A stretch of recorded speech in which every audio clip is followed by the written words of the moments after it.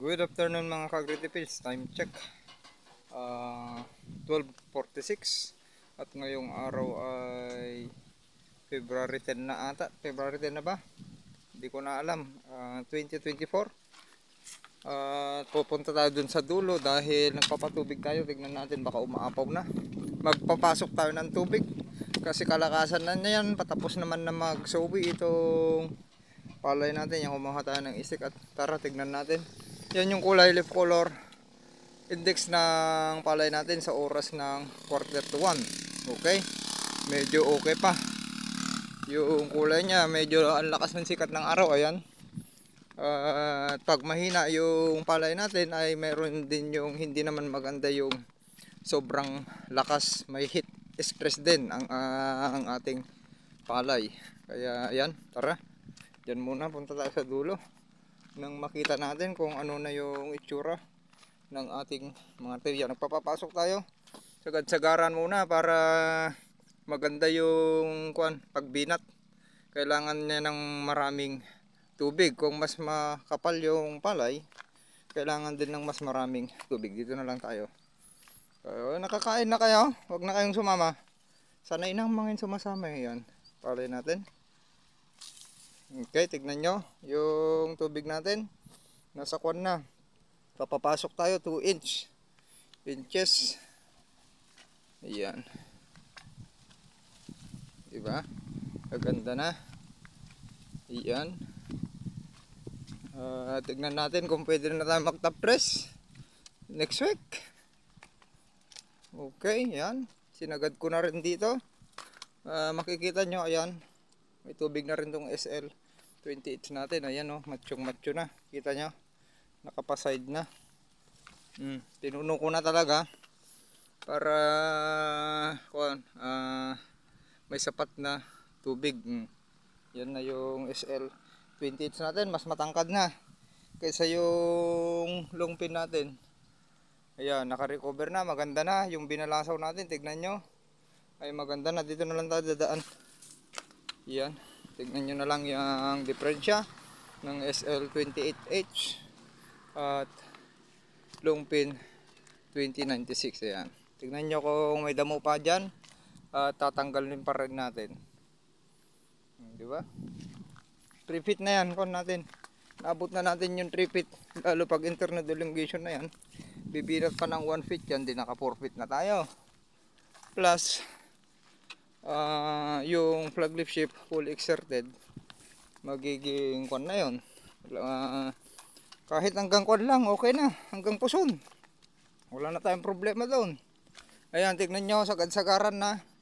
Dahil ang dami na yan, malakas ng sumipsip ng tubig yung palay natin. Mas maganda hindi mabitin sa tubig. Ito yung kon natin, oh. Itong, teka na, tignan natin. Daming sowi. Patapos na talaga ito. Itong SL28 tapos na. Buminat na lahat. Meron man yan susunod. Yung panirok, pag lumabas na yung uhay, ay yung nasa silong. Okay, ito yung pure organic natin.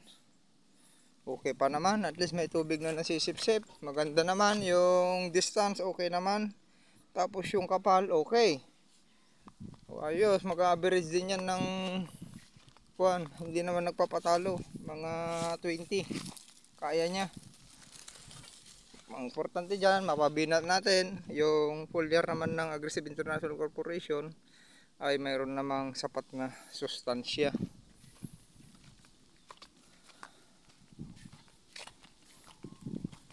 Ayan, sagad-sagaran na yan dahil may abono yan. Patubig natin. Tignan nyo, pinapaapaw ko na. Daming ko, no, karnaway. Yan yung tignan nyo, mga leaf color chart na ng palay natin. Ayan, may nakita pa ako pa isa-isang damo. Ang lalaki nitong SL. Ayan, paglabas nung 5 to 6 na dahon, dapat okay na, malinis na dapat, diba? Para maganda yung pagpapahinog natin. Tapos kailangan matibay. Hindi yung nahihit stress, oh, di ba? Lakas na. Pwede na natin kuha na puno na rin yan. Isara ito. Una. Yan, para sagad-sagaran. Yan na, hindi na makaporma yung kwan dyan pag may nagtatago man dyan sa base. Dami, lalaki ng puno. Mayroon siyang, sukatin natin, mayroon siyang 2 to 3 inch yung patubig natin, inches.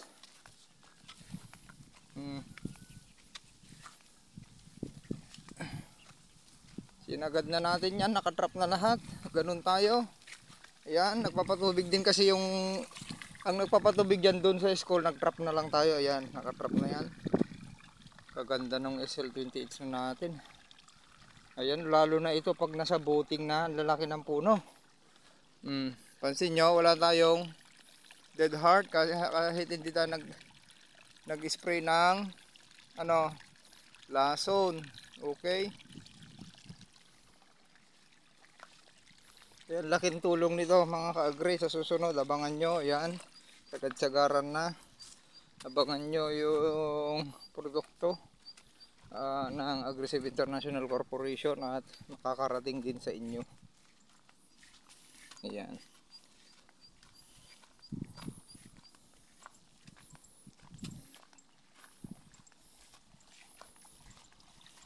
Baka malibren tupa yung gagamitin nyo dahil pwede kayong mag-sideline. Siyempre, kung nakikita nilang maganda yung ani nyo, may kukwento nyo anong ginamit ninyo, ay pwede kayong mag-sideline as retailer, ganun. Ayan o, hindi ba, punong-puno. Sinagad na natin. Ayan ang benepisyo naman ng pilapil natin.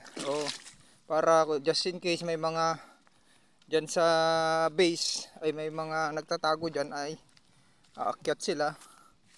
Ayan, or namatay, nalunod yung iba, may uod man dyan, ay ang ganda nitong di ba ang kapal ng lungpin natin, no? Kahit sa gitna wala kayong itatapon na lalo na dyan yung itinanim ng waninto, yun na yung pinakamalaki, yung nakahiwala yung sinasabi kong maliit na pinitak. Napakakapal na mga ka-agree. Ito yung linagyatin ng kanal noon, rinimedyo natin, lalaki na, nakahabol na. Yan, yung na-iron, di ba? Lalaki na oh. Yung pinakita ko noon dito, SL28, ang lakas na ng pala dito. Ito yung sinasabi ko na umaani tayo ng 20 bags dito. Tignan nyo yung mga palay ngayon dito. Yung lumpin ito na yung pinakamatangkad dahil nga maganda yung lupa dito. Mga ka-agree. Tapos pag tingin mo naman dito sa kabila, ang lalaki din. Ayan. Pag mahina yung palay, may kulang tayo sa pangpa-resistant ay itong oras na to bumabaluktot yung yung plug leaf shift. At kahit yung mga dahon pa lang ng palay nyo kung mahapay ay bumabaluktot na yan. Tignan nyo yung kapal. Lalo dito sa kabila. Ang lalaki. Naging giant na ito. Kaya nga sabi ko, nakakondisyon palagi yung nito. Itong banda talagang maganda na yung lupa dito. Kahit na itanim na malayo, ay nabawi sa sowi. Isagad na natin. Ganun lang. Sagad-sagaran na kasi ang purpose naman natin, malapit na tayong magbitaw ng top dressing. Para sa panicle initiation ay kailangan lalambot, pinapalambot na natin lahat ng parte ng lupa. Okay, pasilip ko sa inyo kung gaano kalalaki at dami ng sowi itong longpin 2096 natin dito. Ganda dito. Dito yung sinasabi ko umaani nung tracer. Naanihan na namin ito, inbreed pa lang yun. Naanihan namin ng 20 na bags.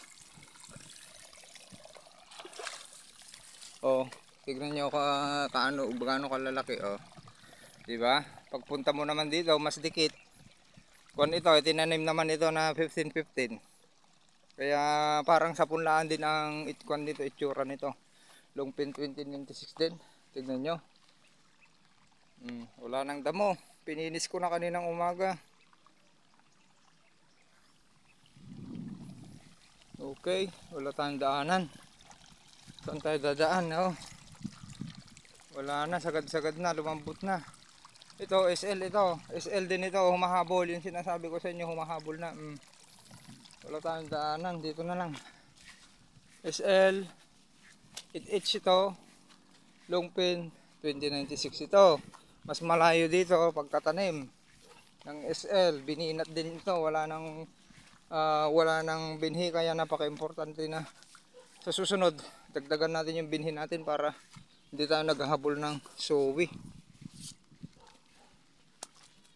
Wala tayong daanan, no. Ito na yung nasa gubat natin, punong-puno na rin, no. Kasi ito yung pinapasukan ko talaga. Ayan. O, di ba malinis, wala nang damo. O, dito yung maraming insekto. Ngayon lang maarawan, alas 12. View nyo na, view ko na lahat sa inyo dahil patapos na tayo magdamo. Ayan o, yung mga dinamuhan ko kaninang umaga pa. Ayan, matigas yung mga puno nyan. Puno ng palay natin, hindi pa ganun na kuhan. Magkukan tayo, magdadisik tayo para sa inyo. Ayan, yung mga binunot ko. Ganun yung ginagawa natin. Napakalakas, ganda. Laki yung potential na aani tayo ng maganda. Nasa sa atin na yan kung ano pa yung diskarte natin na ipakain taradan sa gubat. Ayan, may bakod tayo dito. Naglagay tayo ng bakod. Nagpapatubig nga. Kaya napuno yung sakahan natin, pero okay lang. Yan o, lakas ng tubig. Ito papunta sa school. Yan naman papunta dyan banda. Yung katabi natin, RC222. O, tignan nyo. Nakita nyo lahat ng gilid nyan, walang nahulipan lahat yan, mga kaagri. Dito banda noon yung bomba na yung tubo niyan ay 8 yung tubo nito. Bali ang napapatubigan nito nasa 40 hectares. Ayan. Pero ngayon kasi ay malalim na, hindi na pwede. Ang lalim na doon, ang luwang na nung ilog. Ayan, malalim na. Dito galing sa sakahan natin yung patubig noon hanggang doon sa kabilang daanan, pinapatubigan niya. Yung kanal na yun noon, yung ginagamit natin sa side, ay kasi ang kalabaw doon noon, malaki noon yun. O, yung leaf color index pa rin natin dito sa kuan, okay pa rin eh. Ganyan lang kasi pag nasa tabi ng kuan, medyo madalang yung sowi. Kaya napaka-importante pag nasa tabi kayo ng mga puno, pupugin nyo na, damihan nyo na ng puno. At pagdikit-dikitin nyo para hindi na kayo kuan, tawag doon, hindi na maghahabol ng sowi. Okay, hindi pinalinis ko sa mga pinsan ko to eh. O, tignan nyo ito, walang puno dito, medyo malayo. Diba ang daming sowi. Ayan. Unlike dun sa tabi ng mangga yan, no, namumulaklak na ay konti yung sowi. Diba? Ito, mula dito, Longpin 2096. Tapos yun, isa. Tapos yung maganda na maliit. Yung pababa hanggang dun sa harap. Tapos yung nakahiwala, yun may pigiri doon. Hanggang dun sa may nyog. Tapos SL88 yan, ilinagyan ko ng side ang 3 pinitak, tapos 4 na pinitak yung SL28 28H. Linagyan ko na ng tulos ng tulos nila. Okay, pause muna natin. Lakas magsuwi nito ang RC2 to, tignan nyo ha. Pero na to, 15 days na nauna sa atin to. Oo, ang lakas magsuwi, kaya napakaganda. Bihira na tutubigan niya, ang lakas magsuwi, ang ganda rin. Okay, kaya mapapalaban tong hybrid natin sa tututo.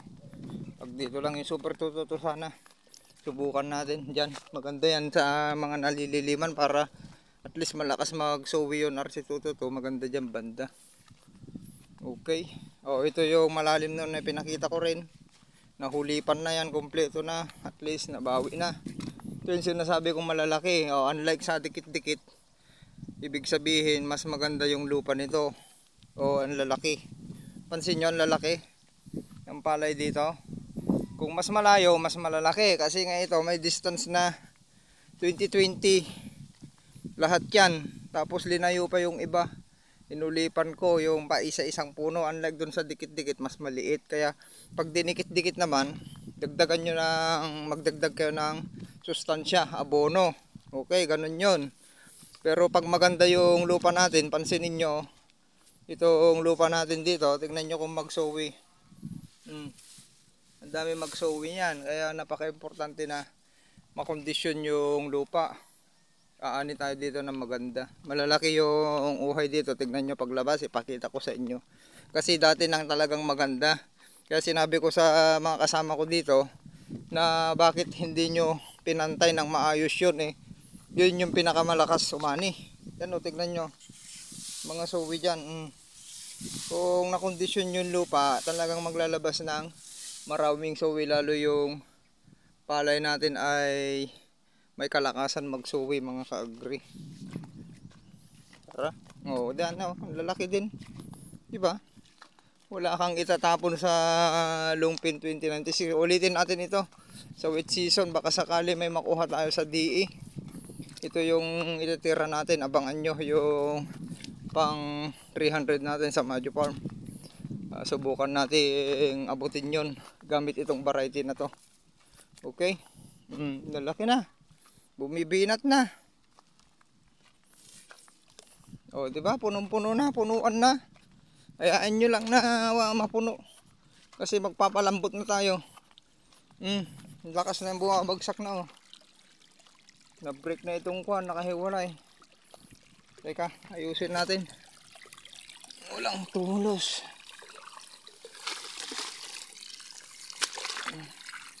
Iwanan na natin yung tulos dito.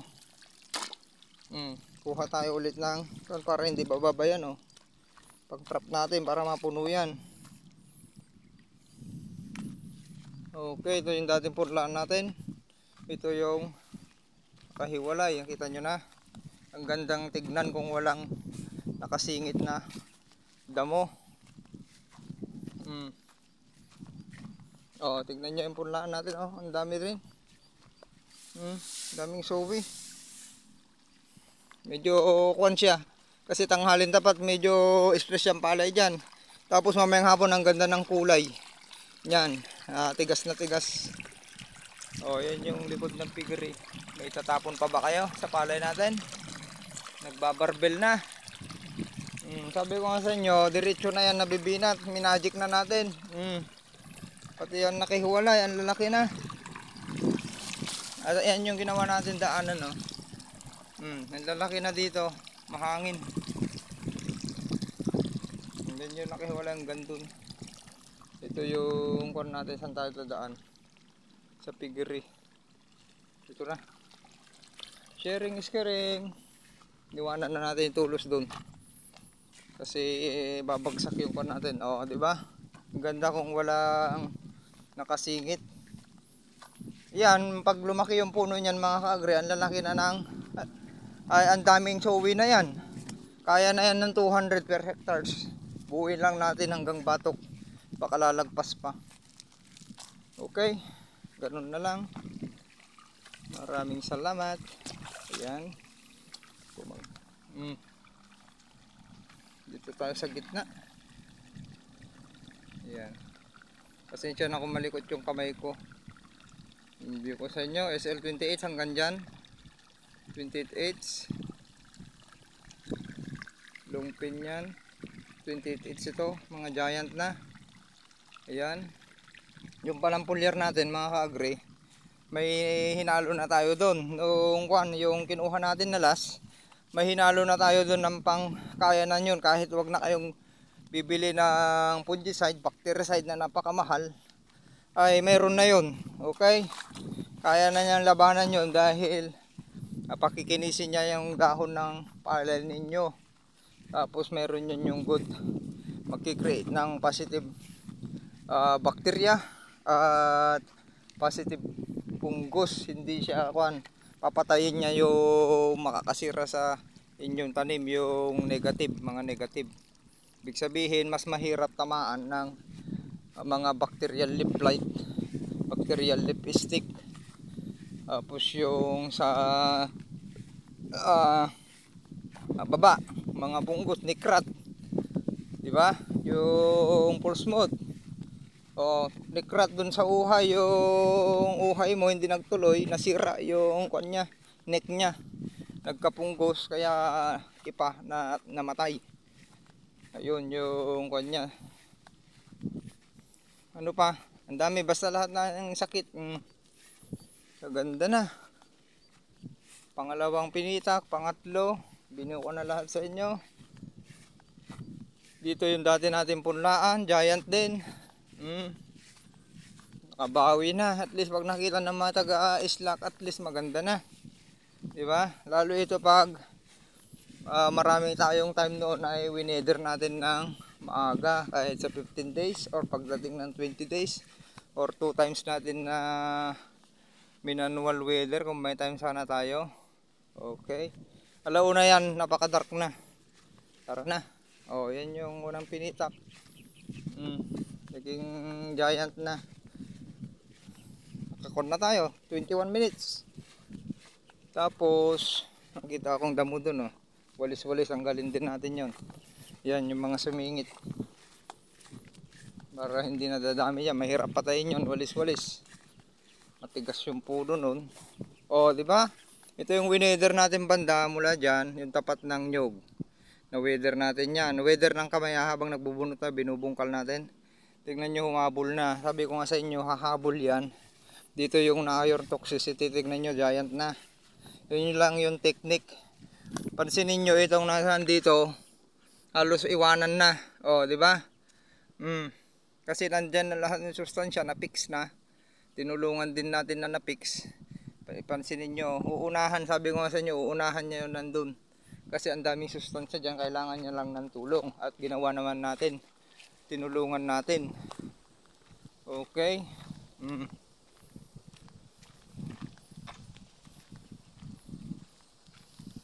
Diba? Ang lalaki na. May makita pa ba kayo na kwan dyan? Maliliit. Pero ang kwan lang dyan, medyo na late na nagsowi. Pero ang technique dyan, kwan naman yan, malapit lang pagkatanim dyan. Inulipan ko pa. May sign ako dyan. Mga 5 feet yan. 4.5 feet. 5 feet. Ayan, tignan natin kung kaya niyang abutin yun. Itong SL28H kasi doon, matangkad na yun nasa gilid. Yung natutuyuan noon. Maganda yung lupa dyan. Ibig sabihin yung nagkayod, napunta dito yung taba. Diba? Giant na. Sa 36 days.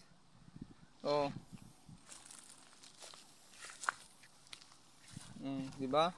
Punlaan natin, ito na yung ideal na ganda ng lupa na pagka land prep. Ito yung sundan natin. Puntahan nyo YouTube channel natin, Agritipid PH, at ito yung sundan nyo na land preparation. Naglagay tayo ng manure, tapos carbonized resal, yung minix natin sa punlaan. Yan, gumagana yun. Ang daming benepisyo doon mga ka-agri. Ano pa? Tapos ano kinarga natin dito? Ayun lang, pinang-kondisyon natin. Tapos may nagbitaw tayo ng sulfate, halos ubusin din ng punla yun. Tapos yung pinupulyar natin, tignan nyo kung gaano kakapal yan. Tapos kahit makapal, bumibinat dahil nakakondisyon yung lupa. Kaya pag ganyan yung pagkako na, easy ang 200 kaban pag ganyan. Baka kaya pa natin yung inaasam natin na 300. Tignan nyo, halos walang espasyo. Okay, ang gawin na lang natin dito, kailangan yung foliar kasi natin dito may reproductive stage yung gagamitin natin. Mas patigasin natin ito para hindi humapay. Okay.